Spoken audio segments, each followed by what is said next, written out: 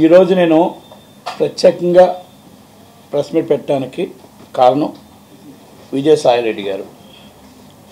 విజయసాయిరెడ్డి గారి press meet నేను మొన్న చూసా. చాలా అద్భుతంగా చక్కగా ఒక రాజ్యసభ సభ్యుడిగా, ఒక ఆడిటర్గా, ఒక సమాజానికి 65 సంవత్సరాలు అనుభవంతో ఆయన మాట్లాడిన మాటలు అన్నీ చూశాను. నేను గత ప్రెస్ మీట్లో కూడా చూశాను. గత ప్రెస్ మీట్లో సమాజానికి ఆయన రాజ్యసభని ఎందుకు చేయాలో చెప్పడం చూశాను, రాజ్యసభలో మాట్లాడడము చూశాను. ఇప్పుడు కూడా ఆయన మాట్లాడినవి చూశాను. తప్పలేదు. చాలా ఆయన మీద ఆయన ఆవేశాలతో మాట్లాడడంలో తప్పలేదు. ఎందుకంటే ఆయన మీద అబండాలు వేశారు, అన్యాయంగా ఆయన మాట్లాడుతున్నారు కాబట్టి ట్రోల్ చేస్తున్నారని ఉద్దేశంతో ఆయన అన్నాడు అనేది ఆయన అంటున్నాడు. కానీ నేనేమంటున్నానంటే, అయ్యా విజయసాయిరెడ్డి గారు, మీరు రాజ్యసభని ఎందుకు మర్చిపోయారు? మీరు రాష్ట్రానికి షాడో ముఖ్యమంత్రి, ఒకప్పుడు షాడో ముఖ్యమంత్రిని ఎందుకు మర్చిపోయారు? మరి మీరు అన్నీ మీకు తెలుసుండి మొత్తం టోటల్గా చక్రం తిప్పిన మీరు ఈరోజు ఒక విలేకరులను కానీ వాళ్ళని కానీ ఒరే గిరే అని మాట్లాడడం, ఇది మీకు సమస్యమా? మీకు తగునా అని అడుగుతున్నా. ఎందుకంటే మీరేం బాలాకుమారుడు కాదు, 16 ఏళ్ళ బాలాకుమారుడు అని మేము అనుకోవట్లే. మీరు 65 సంవత్సరాల మీరు తాతగారనే మేము అనుకుంటున్నాం. కానీ మరి వాళ్ళు చెప్తున్న మాటలు, వాళ్ళ హస్బెండ్ చెప్తున్న మాటల్ని, మీరు చెప్తున్న మాటల్ని అవి కొన్ని పరిగణలోకి తీసుకుంటే మీరు తాతగారా బాలాకుమారుడా అనేది జనాలకు అర్థం కావాలి.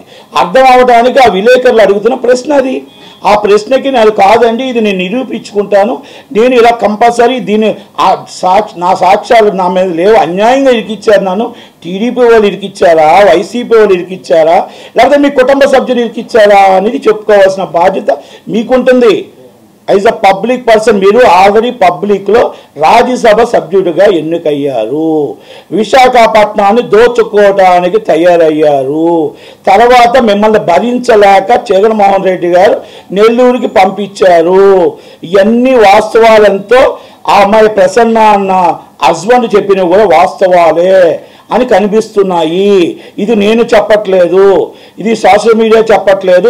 విలేకరుల లెవెల్లో కూడా మిమ్మల్ని వచ్చి ప్రత్యేకంగా మీకోసం ఒక టోటల్గా హాఫ్ అన్ అవర్ ప్రోగ్రామ్ ఎవరో చేయలేదు. ఆయన చెప్పిన ప్రోగ్రామ్కి మీరు చెప్పిన ప్రోగ్రామ్కి దరిదాపులో ఉన్నాయి. నేను 2 విషయాలు అడుగుతా. శాంతి గారు ఎందుకు సస్పెండ్ అయ్యారు? శాంతి గారు సస్పెండ్ అవ్వడానికి, శాంతి గారు ఇంతకుముందు చేయడానికి వైజాగ్ కొన్ని కార్యక్రమాల్లో ఆమె పాత్ర ఏంటి, మీ పాత్ర ఏంటి, మీ పాత్ర అభినయం ఏంటి, అసలు ఆమెకి మీకు సంబంధం ఏమిటి? సంబంధం అంటే వేరే విధంగా అనుకోవద్దు విజయసాయిరెడ్డి గారు. మేము అడుగుతుంది ఆమె అన్నది ఒక ఎంపీ గారిని కలగకూడదా? 100% కలవచ్చు. ఒక ఎంపీగా మీరు అన్నారు, ఎంపీగా నేను ఆ అమ్మాయి అడిగిన దానికి నేను హెల్ప్ చేయకూడదా అని అన్నారు. 140 కోట్ల మందికి రాజ్యసభ సభ్యులు మీరు, నాట్ ఓన్లీ వన్. కనుక 140 కోట్లలో ఎంతోమంది వస్తారు, ఎంతోమందికి మీరు హెల్ప్ చేస్తూ ఉండాలి. కానీ ఆ హెల్ప్ల్లో కూడా కొన్ని హద్దులు దాటకూడదు. ఎందుకంటే మీరే అన్నారు, మేము అనలేదండి ఇది, మీరు ఒక్కసారి రిపీట్ చేసుకోండి మళ్ళీ మీ దీంట్లో ప్రెస్ మీట్లోనే.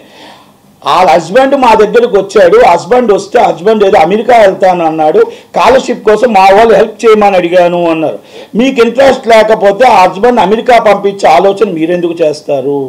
మీకు ఇంట్రెస్ట్ లేకపోతే మీ హస్బెండ్ని మీకు స్కాలర్షిప్ కోసం గవర్నమెంట్ సొమ్ముని ధారాదత్తం చేయడానికి మీరెందుకు చేస్తారు? ఇది నేను మాట్లాడలేని మాట సార్.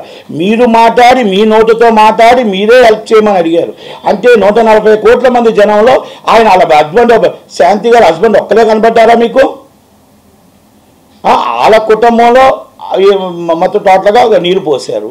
ఓకే, ఆమె 4 కోట్ల బిల్డింగ్ కొన్నదా కొనలేదా, ఆమె ఆస్తులు ఏంటి, గతం ఏంటి, ఇవన్నీ పక్కన పెట్టేసేయండి.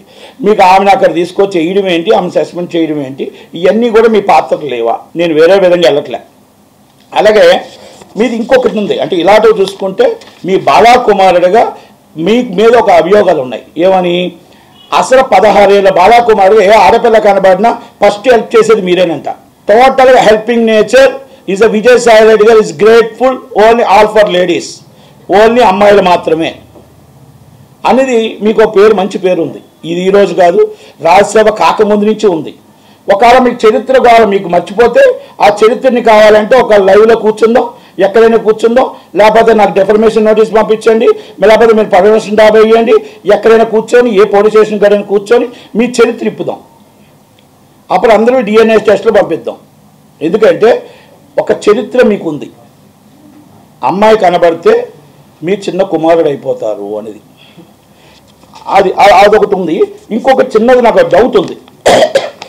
ఇప్పుడు సింహాచలం దేవస్థానంలో ఒక 28 సంవత్సరాల అమ్మాయి గడ్డం ఉమ్మగారు, ఆమెని ఏ ప్రాథమిక ప్రకారం మీరు ఆ ట్రస్ట్ బోర్డులో 100% అనర్హురాలు, ఆ ట్రస్ట్ బోర్డులోకి ఎలాగ వేసారు?